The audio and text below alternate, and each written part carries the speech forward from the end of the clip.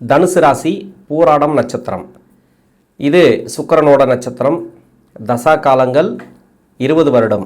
என்னோட கணக்குப்படி நான் சென்ட்ரு பகுதியில் எடுத்துக்கிறேன். ஆனால் ஒரு 22 இல்லைனா 25 வயசுக்கு மேலே உங்களுக்கு என்ன தசை நடக்குது, முதல் பாதத்துக்கு என்ன தசை நடக்குது, சென்ட்ரு பகுதியில் அதான் 2 இல்லைனா 3ஆம் பாதத்தில் இருக்கிறவங்களுக்கு என்ன தசை நடக்கும், 4ஆம் பாதத்தில் இருக்கிறவங்களுக்கு என்ன தசை நடக்கும், அது கடைசி வரைக்கும் சொல்கிறேன். 22 வயசுக்குள்ளே இந்த படிக்கிற காலகட்டத்தில் நான் பொதுவாக சொல்லிடுறேன். என்னோட கணக்குப்படி நான் 10 வருஷம் எடுத்துக்கிட்டால் கூட 10 + 6 சூரிய தசை, அதாவது சுக்கிர தசைக்கு பிறகு சூரிய தசை 6 வருடம், 16 வயசு வரைக்கும் வரும். 16 வயசுக்கு பிறகு 10 வருடங்கள் சந்திர தசை 26 வயசு வரைக்கும் வருது. இப்போ 22 வயசுக்குள்ளே முதல் பாதத்தில் இருக்கிறவங்க 22 வயசுக்குள்ளே இப்போ சூரிய தசையில் இருக்கலாம். என்னோட கணக்குப்படி நான் இந்த சந்திர தசையை எடுத்திருக்கேன் இல்லையா, 15 16 வயசுக்கு மேலே 26 வயசு வரைக்கும் அது மாதிரி வரும். இப்போ 4ஆம் பாதத்தில் இருக்கிறவங்களுக்கு சந்திர தசையோட முடிவு பகுதியில் இருக்கலாம். இல்லை சந்திர தசை கூட ஒரு சில பேருக்கு 20 வயசுக்குள்ளே 20 வயசுலேயே முடிஞ்சிடலாம். இது உங்கள் சுயஜாதக தசாபுத்தி இருப்பை பொறுத்து. இப்போ சந்திர தசையாக இருந்தாலும் சரி, சூரிய தசையாக இருந்தாலும் சரி, சுக்கிர தசையோட எண்டு பகுதியாக இருந்தாலும் சரி. இப்போ முதல் பாதத்தில் இருக்கிறவங்களுக்கு 16 17 வயசு வரைக்கும் இருக்குதுன்னு வச்சுக்கலாம், அவங்களுக்கும் சரி. இந்த 8ஆம் இடத்துல வரக்கூடிய குரு என்ன மாதிரியான பலன்களை கொடுக்கும்? பொதுவாகவே சமீப காலமாக 2024 தனுசு ராசி போராடம் நட்சத்திரக்காரர்களுக்கு 2024 6ஆம் இடத்துல சனி போன பிறகு, அதாவது 23 உங்களுக்கு 7 சனி விடுதலையான பிறகு உடனே அந்த 2023 எண்டு இல்லைனா 24 அந்த டைம் 23லேயே 6ஆம் இடத்துக்கு குரு போயிட்டார். அந்த 6ஆம் இடத்துலையும் 7ஆம் இடத்துலையும் இப்போ வரக்கூடிய 8ஆம் இடத்துலையும் உங்களுக்கு நல்ல பலன்கள் இல்லை. ஏன்னா உங்கள் சுய ஜாதகத்தில் யாராருக்கெல்லாம் குரு வக்கரமாக இருக்கோ, மறைவு ஸ்தானத்தில் இருக்கோ, 6 8 3 12 அது மாதிரியான இடங்களில் குரு இருந்தால் 24 நிறைய பேருக்கு வேலை பிரச்சனைகள் இருக்கும். பொதுவாகவே எல்லாருக்குமே எல்லா தசைக்குமே இந்த போராட நட்சத்திரக்காரர்களுக்கு எந்த வயசில் இருந்தாலும் சரியா உங்களுக்கு தசாபுத்தி சரியில்லைன்ற பட்சத்தில் வேலையும் பிரச்சனைகளை கொடுத்துருக்கும். இப்போ 7 சனியில் கூட பரவாயில்ல சார், ஏதோ வேலை போயிட்டு இருந்தது, எனக்கு வருமானம் வந்தது. ஆனால் 7 சனி முடிஞ்ச பிறகு தான் எனக்கு வருமானம் இல்லை, வேலை இல்லை. அதுக்கு என்ன காரணம்னாக்கா சனி பகவான் நகரக்கூடிய இடம் 24 பூரட்டாதி நட்சத்திரத்தில் போனார். ஏன்னா ராசியாதிபதினு சொல்லக்கூடிய இந்த குருடைய நட்சத்திரம் இல்லையா, 4ஆம் அதிபதினு சொல்லக்கூடிய நட்சத்திரம் இல்லையா. இப்போ வேலைக்கு நிறைய பேருக்கு பஞ்சாயத்து வந்திருக்கும், இப்போ வேலை கூட இருந்திருக்கும். ஆனால் வேலையில் உயர் அதிகாரி மாறி இருக்கலாம், ஒரு கான்ட்ராக்ட் பேசிக்கு மாறி இருக்கலாம். அந்த மாறின பிறகு வேலையில் நெருக்கடிகளை அப்படியே போயிருக்கும். ஒரு சில பேருக்கு 25 வேலை போயிருக்கு, ஒரு சில பேருக்கு 26 வேலை போயிருக்கு. சமீப காலமாக வேலை இல்லாமல் ஒரு சில பேர் இருக்காங்க. இந்த வேலை இல்லாமல் இருக்கக்கூடிய நபர்கள் இப்போ பிரச்சனையாகி வெளியே வந்திருக்காங்க இல்லையா வேலையில், அந்த பிரச்சனை ஸ்டார்ட் ஆனது 24 தான் இருக்கும். 24 எண்டில் தான் அந்த பிரச்சனை ஸ்டார்ட் ஆகிருக்கும். அது கொஞ்சம் அப்படியே போயிட்டே இருந்திருக்கு. ஒருத்தர் வந்தார், ஒரு மேலதிகாரி வந்தார், அதுலேருந்து கொஞ்சம் சரியில்லை அப்படின்னு சொல்லுவாங்க. இல்லைன்னா இப்போ சமீபத்தில் ஏதோ ஒரு ப்ராப்ளம் வந்திருக்கலாம் ஒரு வேலையில், அந்த ப்ராப்ளம் வேலையை விட்டு தூக்கியிருக்கலாம். அந்த ப்ராப்ளம் ஸ்டார்ட் ஆனதே 24 தான் ஸ்டார்ட் ஆகிருக்கும். 25 கூட வேலை போயிருக்கலாம், அந்த வேலை கிடச்சிருக்கும், உடனே வேலை கிடச்சிருக்கும், வேறு வேலை, அந்த வேலையும் சரியில்லாத போயிருக்கும். இப்போ வேலை மாற்றங்கள் எதிர்பார்த்துட்ருக்கலாம். இவங்களுக்கெல்லாம் இப்போ நல்லாயிருக்கும், வேலை மாற்றம் கன்ஃபார்மாக உண்டு. இந்த 24 நான் ஏன் சொல்கிறேன்னாக்கா குரு நகரக்கூடிய இடம் சரியில்லை. 23 கூட ஒரு சில பேருக்கு உண்டு. 23 யாருக்கெல்லாம் இருக்குது அப்படின்னாக்கா, இப்போ 7 சனி விடுதலையான பிறகு சனி பகவான் நகரக்கூடிய இடத்துல பாவ கிரகங்கள் இருந்துச்சுன்னு வச்சிங்களா, அதுவே மறைவு ஸ்தானம் தான். 3ஆம் இடம் அப்படிங்கிறது மறைவு ஸ்தானம் தான். அந்த இடத்துல ஒரு பாவ கிரகம் இருக்குது, சனி பகவானுக்கு பகை கிரகம் இருக்குது, இல்லை பார்க்கக்கூடிய இடத்துல சனி பகவானுக்கு பகை கிரகம் இருக்குது, இல்லை உங்கள் சுய ஜாதகத்துக்கே பகை கிரகம் இருக்குது, லக்னத்துக்கு பகை கிரகம் இருக்குது. இது மாதிரி இருந்துச்சுனாக்கா நிறைய ப்ராப்ளம் கொடுத்துருக்கும். எதுனாக்கா 2 3 கிரகங்கள் 4 கிரகங்கள்லாம் சேர்ந்துருக்கும். இப்போ விருச்சிக ராசியில் ஒரு கிரகம் இருக்கலாம் உங்கள் சுய ஜாதகத்தில், தனுசு ராசியில் ஒரு 2 கிரகம் இருக்கலாம், இன்னொன்று கும்பத்துலேயோ மகரத்துலேயோ ஏதோ ஒரு கிரகம் இருக்கலாம். அது மட்டும் இல்லாமல் ஒரு சில பேருக்கு மீனத்தில் 2 3 கிரகம், இன்னொன்று விருச்சிகத்தில் 2 3 கிரகம், இல்லை 2 கிரகம், ஏதோ ஒன்று. ஆக மொத்தத்தில் இந்த விருச்சிகத்தில் இருந்து மேஷம் வரைக்கும் யாராருக்கெல்லாம் இந்த மேஷம் ரிஷபம் வரைக்கும் எடுத்துக்கலாம், ரிஷபம் ரோகிணி நட்சத்திரம் வரைக்கும் எடுத்துக்கலாம். யாராருக்கெல்லாம் அந்த கிரகங்கள் இருந்துச்சோ உங்கள் சுய ஜாதகத்தில் அவங்களுக்கெல்லாம் நிறைய ப்ராப்ளத்தை கொடுத்துருக்கு. சுய ஜாதகத்தில் குரு வக்கரமாக இருக்கிறவங்களுக்கு, குரு மறைவு ஸ்தானத்தில் இருக்கிறவங்களுக்கு மட்டும்தான், மற்றபடி யாருக்குமே அப்படி கிடையாது. ஆட்சி உச்சத்தில் இருக்கிறவங்களுக்கு, லக்ன யோகராக இந்த குரு வந்தவங்களுக்கெல்லாம் நல்லாவே இருந்திருக்கு, நல்லபடியாக போயிருக்கு. ஆனால் இருந்தாலும் பொருளாதார ரீதியாக சிக்கலை கொடுத்துருக்கு சமீப காலமாக. இப்போ 8ஆம் இடத்துலேயும் வராரு, 8லேயும் இன்னும் 1 வருஷம் இருக்குல்ல, அந்த 1 வருஷம் நீங்கள் தாங்கி தான் ஆகணும். இந்த கஷ்டங்களை தாங்கி தான் ஆகணும். பொருளாதார ரீதியாக கொஞ்சம் சிக்கலை கொடுத்துருந்தால் அந்த பொருளாதார சிக்கல் வந்து சரியாகிறதுக்கு இன்னும் 1 இயர் ஆகும். இந்த குரு பயிற்சிக்கு பிறகு தான், இந்த குரு பயிற்சியில் அடுத்த குரு பயிற்சிக்கு பிறகு தான் இந்த பொருளாதார ரீதியாக இருக்கக்கூடிய சிக்கல் விலகும். இன்னொன்று சேமிப்பெல்லாம் கிடைக்கும். ஏன்னா இப்போ இந்த குரு பயிற்சிக்கு நம்ம என்ன சொல்கிறோம் அப்படின்னா, 8ஆம் இடத்துல குரு மறைகிறாரு, பார்வை நல்லா இருக்குது அப்படின்னு எடுத்துக்கலாம். 2ஆம் இடத்துக்கு குரு பார்வை. இப்போ பொருளாதாரம் உயருமா? உயரம், ஓரளவுக்கு உயரம், பெருசாக உயரம்னு சொல்ல முடியாது.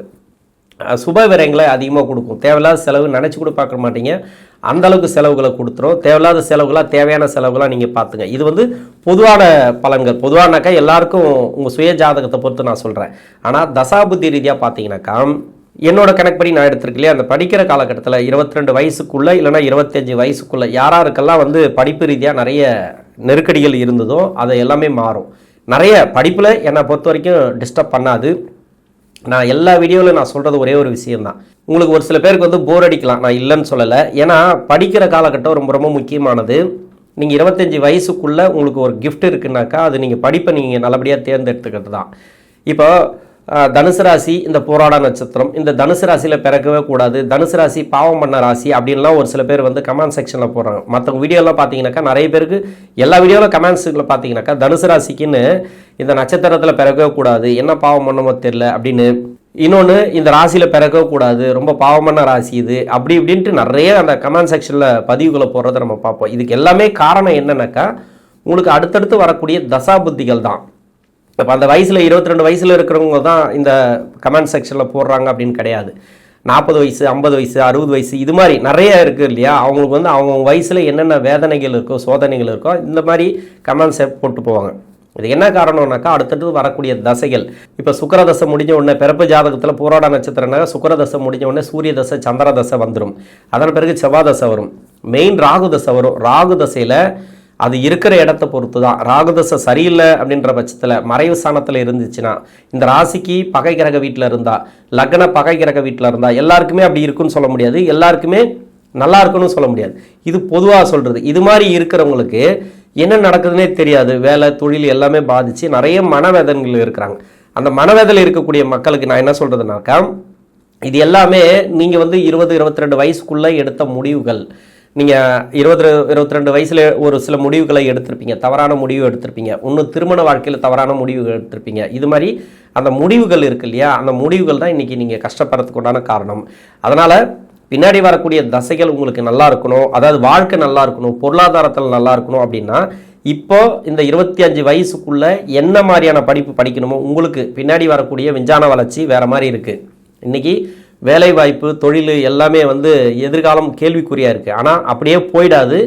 பின்னாடி நிறைய விஞ்ஞான வளர்ச்சியில் நிறைய வேலை மாற்றங்கள் உண்டு. அதாவது 20 வருஷத்துக்கு முன்னாடி இவ்வளோ தொழில் வளருமா, இவ்வளோ வந்து பொருளாதாரம் வளருமா நமக்கு அப்படின்லாம் நம்ம எதிர்பார்த்துருக்க மாட்டோம். ஆனால் இதன் பிறகு ஒரு 20 வருஷம் கழித்து இதை விட டபுள் மடங்காக நமக்கு நல்ல வேலை வாய்ப்பெல்லாம் கண்டிப்பாக கிடைக்கும். அதுக்குண்டான குவாலிஃபிகேஷன் நம்ம வச்சுக்கணும் அப்படின்னாக்கா நீங்கள் படிப்பு கையில் வச்சுக்கணும். இந்த வயசில் படிப்பு எந்த அளவுக்கு படிக்கணுமோ அந்த அளவுக்கு படிச்சுட்டு பின்னாடி உங்களுக்கு நல்லா இருக்கலாம், ஒன்றும் பிரச்சனை இல்லை. உங்கள் பர்சனல் லைஃப்பில் நீங்கள் எப்படி வேணால் இருங்க.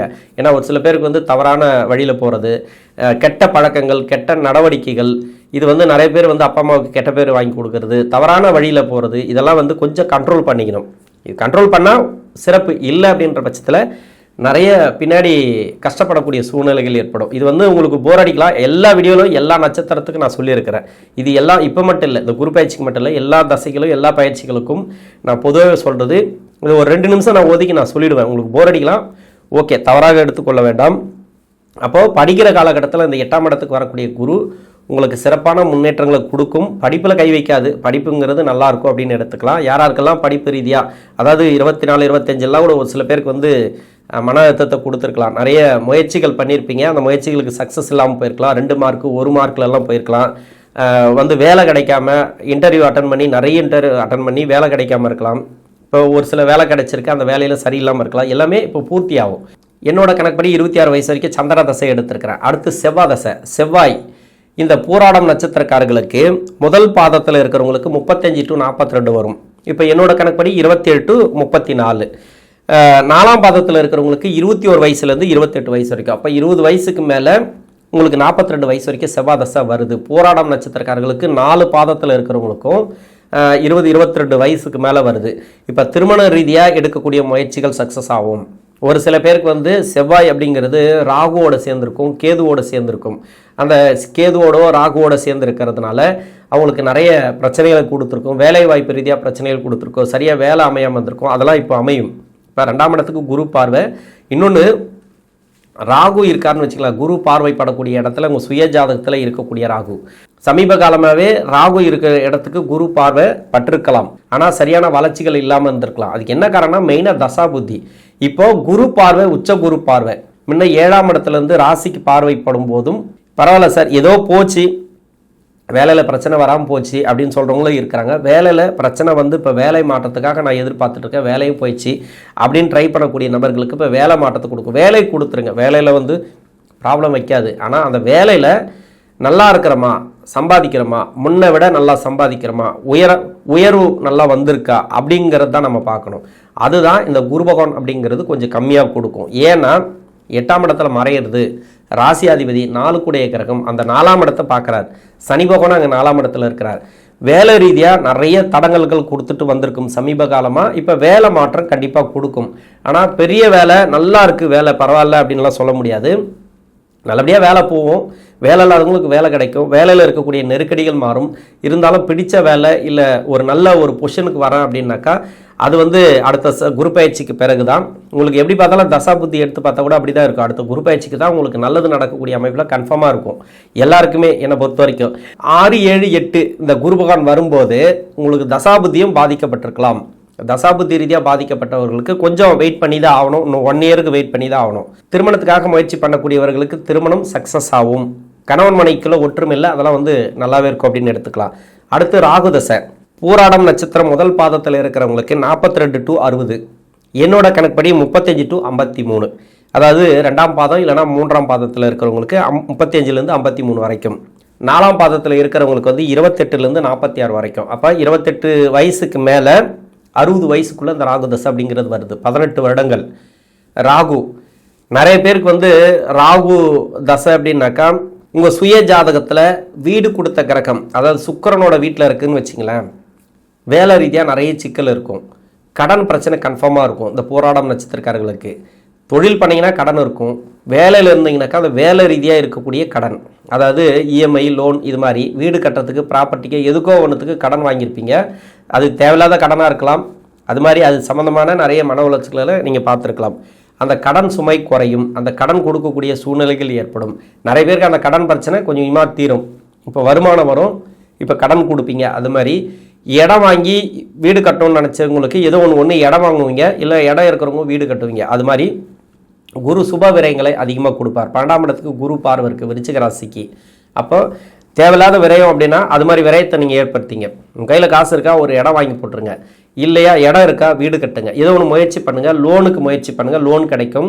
இது மாதிரி வந்து பொருளாதார முன்னேற்றங்கள் கொடுக்கும், பொருளாதார வரவு, ஏதோ ஒரு உதவிகள் கிடைக்கும். கவர்மெண்ட் சார்ந்து இல்லை பேங்க் சார்ந்து எதுவாக இருந்தாலும் சரி, என்ன மாதிரியான உதவிகள் சுப விரயங்களை ஏற்படுத்தி கொள்ள என்ன மாதிரியான விரயங்கள் இருந்தாலும் சரி, நீங்கள் செலவுகளை செய்யணும்னு நினச்சாலும் சரி, இப்போ அந்த ராகு தசையில் செய்யலாம். 4ஆம் இடத்துல குருவுடைய பார்வை பதியிறது.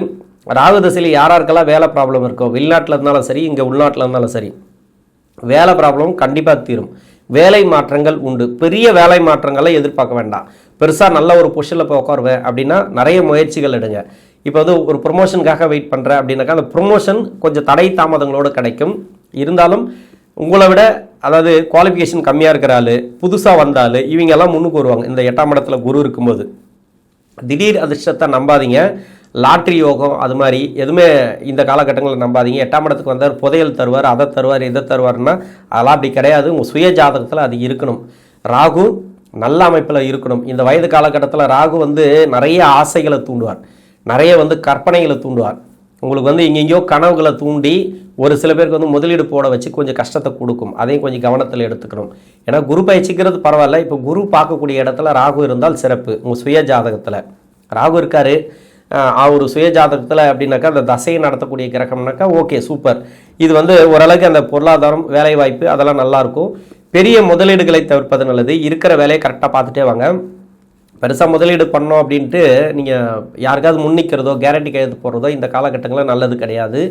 மன உளைச்சல்களை கொடுக்கும், தேவையில்லாத அலைச்சலை கொடுக்கும் வேலை ரீதியாக. அது வந்து நீங்கள் ரொம்ப எதுவாக இருந்தாலும் சரி, இப்போ வந்து அந்த மனசு ரீதியாக லேசாக விட்டுருங்க, அவ்வளோதான். எதையுமே பெருசாக போட்டு மனசில் போட்டு குழப்பிக்க கூடாது. இதுதான் அந்த ராகு தசைக்கு. கணவன் மனைவிக்குள்ளே கருத்து வேறுபாடுகள் வந்துச்சுனாக்கா தாழ்ந்து போகிறது நல்லது, விட்டு கொடுத்து போகிறது நல்லது. இன்னொன்று சுப விசேஷ வீட்டில் நடக்கும், பசங்களுக்கு தேவையானது எல்லாமே கிடைக்கும். உங்களுக்கு வந்து வாரிசுகள் ரீதியாக படிப்போ, அவங்களுக்கு உண்டான வேலை வாய்ப்போ அவங்களுக்கெல்லாம் சிறப்பாக இருக்கும். சுப விசேஷங்களை யாருக்காவது திருமண வயசில் வாரிசுகள் இருந்தால் அவங்களுக்கு திருமணம்லாம் அருமையாக கூடி வரும். அது வந்து குரு கொடுத்துருவார். உங்களை தவிர உங்களோட வாரிசுகளுக்கு நல்லா இருக்கும். அடுத்து வந்து குரு தசை. இந்த குரு தசை வந்து முதல் பாதத்தில் இருக்கிறவங்களுக்கு 60 வயசுலேருந்து 76 வயசு வரைக்கும். என்னோட கணக்குப்படி, அதான் 2ஆம் பாதம் இல்லைனா 3ஆம் பாதத்தில் இருக்கிறீங்க இல்லையா, 54 வயசுலேருந்து 70 வயசு வரைக்கும். 4ஆம் பாதத்தில் இருக்கிறவங்களுக்கு 46லேருந்து 62 வரைக்கும் 16 வருடங்கள் இந்த குரு தசை. அருமையான டைம் அப்படின்னு சொல்லலாம். குரு தசை அதாவது உங்கள் சுய ஜாதகத்தில் 2024லேருந்து யாராருக்கெல்லாம் வேலை ப்ராப்ளம் இருக்கும், வேலை ரீதியாக சிக்கல் நெருக்கடி, இது எல்லாமே கொஞ்சம் மாறக்கூடிய வாய்ப்புகள் இருக்குது. அதுக்கு முன்னாடியிலேருந்து நான் நல்லா இருக்கேன் சார், நல்லபடியாக போயிட்டுருக்கு, பரவாயில்ல, இப்போ நல்லா போகும். குரு 8ஆம் இடத்துக்கு வந்தாலும் அவ்வளோலாம் பிரச்சனைகளை கொடுக்காது. என்ன ஒன்று, பண ரீதியாக கொஞ்சம் உஷாராக இருங்க. இந்த ஷேர் மார்க்கெட்டில் போடுறதோ இல்லை வந்து வெளியாட்களை நம்பி பணம் கொடுக்குறதோ அது வேண்டாம். உங்களுக்கு குடும்பத்துக்கு என்ன தேவையோ அதை மட்டும் கரெக்டாக பண்ணிக்கோங்க.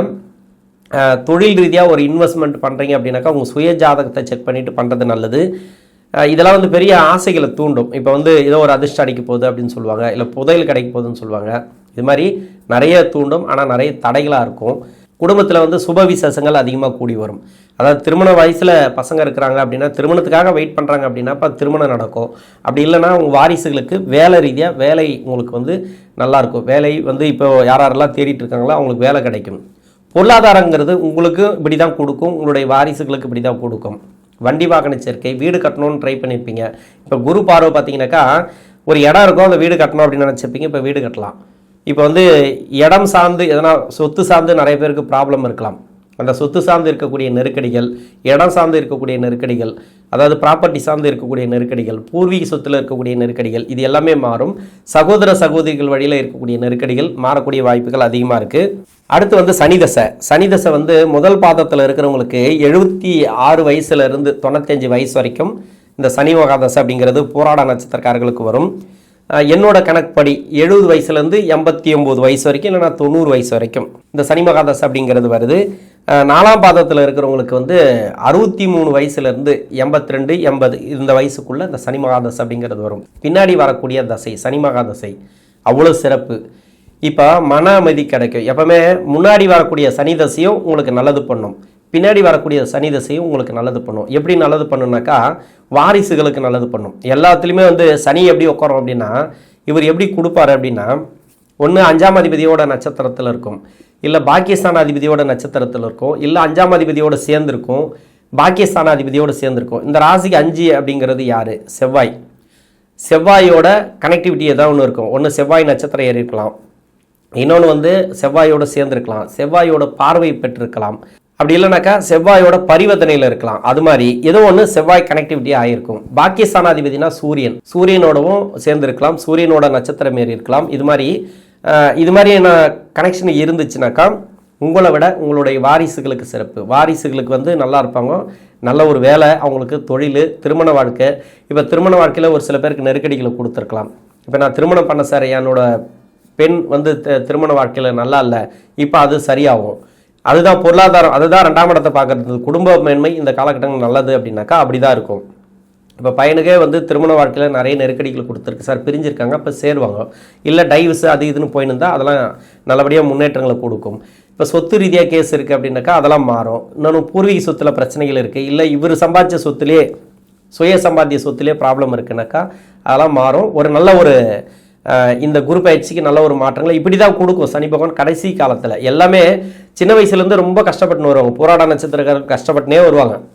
நான் வந்து நிம்மதியாக பார்த்ததில்லை சார், ரொம்ப கஷ்டப்பட்டு தான் வரேன். ஏன்னா அவங்க படித்து தான் அந்த காலகட்டத்தில் கம்மியாக தான் இருக்கும் படிப்பு, அதுக்கேற்ற மாதிரி வேலை, கூலி வேலை ஏதோ ஒன்று போயிருப்பாங்க. இல்லைனாக்கா ஒரு சில அந்த படிப்புக்கு ஏற்ற மாதிரி இப்போ சமீப காலமாக படிப்பு சம்மந்தப்பட்ட வேலையெல்லாம் கொஞ்சம் கம்மியாகவே வந்திருக்கும், பொருளாதார வளர்ச்சி கொஞ்சம் கம்மியாக வந்திருக்கும், நிறைய கஷ்டப்பட்டுனே வந்த சார் அப்படின்னு சொல்லுவாங்க. ஏதோ ஒரு வகையில் அவங்களோட வாரிசுகளுக்கு ஒரு படிப்பை கொடுத்து ஒரு வேலை வாய்ப்பு கொடுத்து, பரவாயில்லைங்க நான் ரொம்ப கஷ்டப்பட்டேன், என்னோட வாரிசு நல்லா இருக்குது, என்னோட குழந்தைங்க நல்லா இருக்காங்க, 2 பேர் நல்லா இருக்காங்க, 3 பேர் நல்லா இருக்காங்க, ஏதோ அவங்களுக்கு என்ன பசங்க இருக்கோ, எத்தனை பசங்க இருக்கோ பரவாயில்ல, அவங்கள நான் சந்தோஷமாக பார்க்குறேன் அப்படின்ட்டு தான் அந்த சனி பகவான் அப்படி தான் கொடுக்கும். கடைசி காலத்தில் எல்லாருக்குமே அப்படி தான் கொடுக்கும். இந்த சனி மகா தசை மட்டும் இல்லை, கடைசியில் வரக்கூடிய தசை நீங்கள் செய்த புண்ணியம் இருக்கு இல்லையா, அதாவது பூர்வ புண்ணியம் இருக்கு இல்லையா, அது ஒன்று, நீங்கள் செய்த தான தர்மம் இருக்கு இல்லையா, கடைசி காலத்தில் உங்களோட பசங்களுக்கு வரணும் அப்படின்னாக்கா இது மாதிரியான தசைகள், இது மாதிரியான கனெக்டிவிட்டி வர வச்சு அது கடைசி காலத்தில் உங்களுடைய வாரிசுகளை வந்து சந்தோஷமாக பார்ப்பீங்க. அப்படி தான் இருக்கும் இந்த சனி மகாதசை அப்படிங்கிறது. நல்ல ஒரு ஏற்றத்தை இந்த குருவுடைய பயிற்சியில் பார்ப்பீங்க இந்த போராடம் நட்சத்திரக்காரர்கள். நன்றி.